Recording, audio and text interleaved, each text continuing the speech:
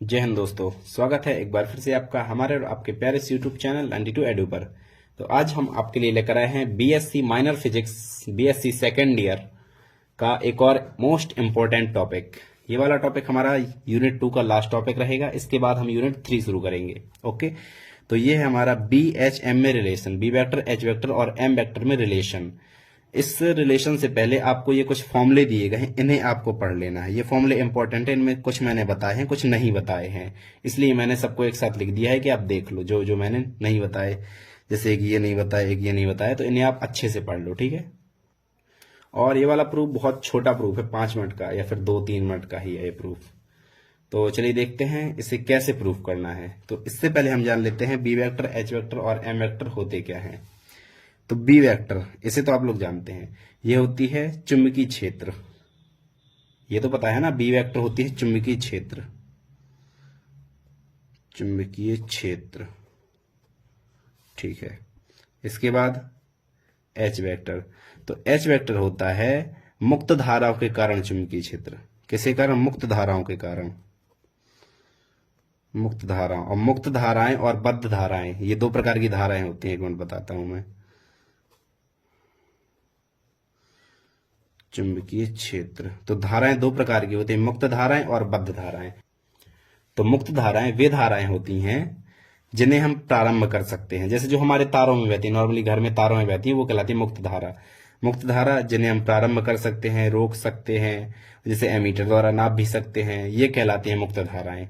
और बद्ध धाराएं, वे धाराएं जो पदार्थ में परमाणु में इलेक्ट्रॉन की चक्रण, ध्यान देना, इलेक्ट्रॉन की चक्रण और कक्षीय गति के कारण उत्पन्न होती हैं। रोटेशनल मोशन, जो वहीं पर चक्र घूमती हैं वहीं वहीं पर अपनी धुरी पर, और पूरी कक्षा में जो सर्कुलर मोशन करती है, उन दोनों के कारण जो धारा उत्पन्न होती है वो कहलाती है बद्ध धारा।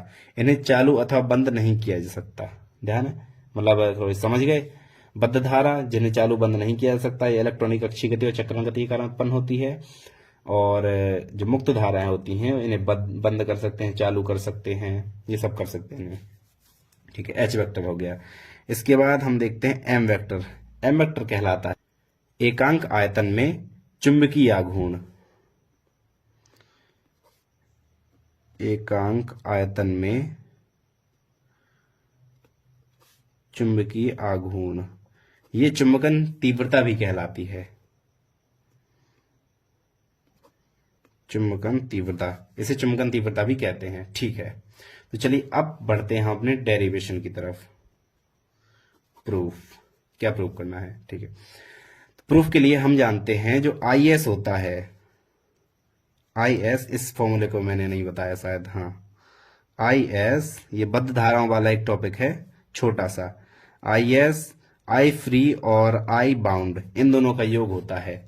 आई फ्री कहलाती है मुक्त धारा, आई बाउंड कहलाती है बद्ध धारा। तो पृष्ठ धारा जो हमारी होती है, आई एस सरफेस पृष्ठ धारा जो हमारी होती है, वो मुक्त धारा और बद्ध धारा के योग के बराबर होती है, ठीक है। आई एस बराबर ये। अब इसके बाद जो हमें पता है, कर्ल ऑफ बी वेक्टर बराबर म्यू जीरो जे वेक्टर टोटल, ये ऊपर वाला फॉर्मूला, जे वेक्टर टोटल, या फिर म्यू जीरो जे टोटल का मान रख दो, जे वेक्टर फ्री प्लस जे वेक्टर बाउंड, हाँ, प्लस जे वेक्टर बाउंड, जे फ्री और जे बाउंड, जैसा आई में है आई फ्री प्लस आई बाउंड, इसी प्रकार इसमें है जे टोटल का मान जे फ्री प्लस जे बाउंड। अब कर्ल ऑफ एम वेक्टर का मान, कर्ल ऑफ एच वेक्टर का मान। कर्ल ऑफ एच वेक्टर क्या होता है? ये होता है जे फ्री के बराबर। और कर्ल ऑफ एम वेक्टर होता है जे बाउंड के बराबर। ये तो अभी हमने पिछले वीडियो में प्रूफ किया है। तो बस इन सब के मान हम उठा के नंबर 1 में रख देते हैं, ठीक है। कर्ल ऑफ बी वेक्टर बराबर म्यू जीरो, बस मान रख दो। Curl of H vector plus curl of M vector, curl बाहर निकाल लो दोनों से, H vector plus M vector अंदर बचा। इसके बाद कर्ल थोड़ी और बाहर निकाल लो, म्यू ज़ीरो को भी अंदर कर दो, H vector plus M vector, और इस तरफ कर्ल ऑफ बी वेक्टर तो अपना चल ही रहा है।